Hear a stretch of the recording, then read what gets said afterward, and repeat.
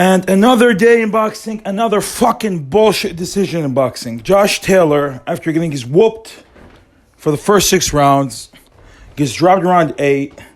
I thought he lost round 12. Was deducted a point in the end of round 11. Gets a split decision victory over Jack Catterall. One judge explicitly had him winning 8 of the 12 rounds. Tell me which fucking 8 rounds did Josh Taylor win? Horrible performance by the ref. Horrible performance by the judges. Horrible performance by Josh Taylor, who seemed like he forgot how to box. And watching Josh Taylor, he can't keep up an elite performance for 12 rounds. Even against Jose Ramirez, even against Regis Prograis, he wasn't able to keep it up for the full 12 rounds. He lost that fight, clearly in my opinion. I tweeted anywhere between 116, 109 to 114, 111 for Catterall would have been good. Would have been good. And now I don't want anyone anymore saying the US and the UK are the same level with robberies. Cut that shit out, please. Cut it out. Because when Cambosis whooped Teofimo Lopez, he got his props. Now, to everyone saying, or to anyone that still thinks that Taylor could beat Crawford, put some respect on Crawford's name. Taylor gets knocked the fuck out by Crawford. He could not move out of that overhand left. He couldn't. He couldn't dodge it.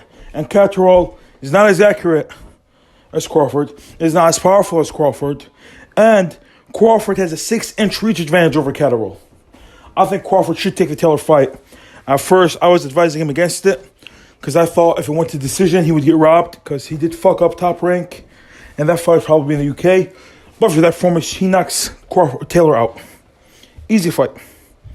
Easy fight for Crawford. And yeah, man, Taylor got whooped. He got whooped. What do you want me to tell you? There's no boxing take about this. He got whooped.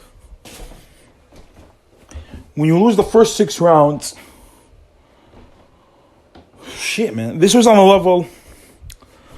Was this worse than Oscar Valdez versus Robertson Conceição?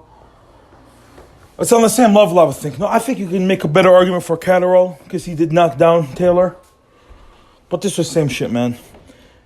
Catterall landed 50 more punches than Taylor. In a fight, not like where they both had in the high hundreds. No, Catterall landed 122 punches, Taylor landed 73. Taylor threw only 300 punches, Catterall threw 524. All Taylor does is try to grab you with one hand and hit you with the other hand. Very, very dirty boxing. I didn't see any skill from Taylor tonight. And even against Ramirez, I didn't see much skill either. Ramirez fought a horrible game plan, and Taylor had a huge size advantage. I will be removing Taylor from my top 10 pound per pound because, to be honest, I had Taylor in there just due to everyone having him in there. Basically, peer pressure. Taylor is no longer a top 20 pound per pound fighter because you know what a pound per pound fighter is? If you put every guy, if you make every guy the same weight class, how would they fight? And I don't see how Taylor is top 10. I don't see it. Man, I thought he would destroy Gervonta Davis. But after that performance, I'd also have to take a look at that one. Don't see what Taylor brings to the table anymore. That was a horrible performance against a guy who, let's be frank about it, Catterall is very limited. But Catterall won that fight. Taylor looked horrible. In my opinion, he's an overrated fighter. Is he the best UK fighter? Fuck no. For Fury, Joshua put these guys over him. All the heavyweights are better than this guy. This guy looks very average to me. This is my 3rd fight watching for him. 2 of the 3 fights I've watched for him, he's earned robbery decisions. I thought that Prograis beat him also. I wouldn't say robbery, but I thought Prograis beat him. Watching it live, I thought Prograis won 8-4. Rewatching it, I heard Prograis winning 7-5. But that's what happens, man. That's what happens. And the UK were pissed off that the Ramirez fight, they only gave it to him 114, 112. First of all, I only had Taylor winning 115, 111, so it was by 1 point. And, you guys just thank God. Thank God. Because Taylor, they don't, even when he loses, they don't give him the other opponent the decision. When an American fights him, or when an English fighter goes to Scotland to fight him, they don't give them guys the decision. At least Taylor got a decision. Even if it was a point closer, he got the decision. So yeah, where does Taylor go from here? I would keep him as far away as possible from Terence Crawford if I was top rank. Because he cannot fight Terence Crawford. Terence Crawford will counter him all night. His left hand will be way too much for this man, bro. Way too much. Taylor is not on the level of a Crawford. Taylor is not on the level of a Spence. I know Taylor's dropped Ugas before, but I'd be shocked if he could beat Ugas. You know what? I think he could beat Ugas. I think the southpaw factor is going to fuck up Taylor, though. Don't see how he beats Spencer Crawford. There's powerful southpaws. They're very strong southpaws. They're good counter punchers. Have a heavy jab. I think they both stop him. Yeah, go to the UK and take that fight, man. If they give you your money, go to the UK and take that fight for both of these guys. Because Taylor, in my opinion, now he is seen as food.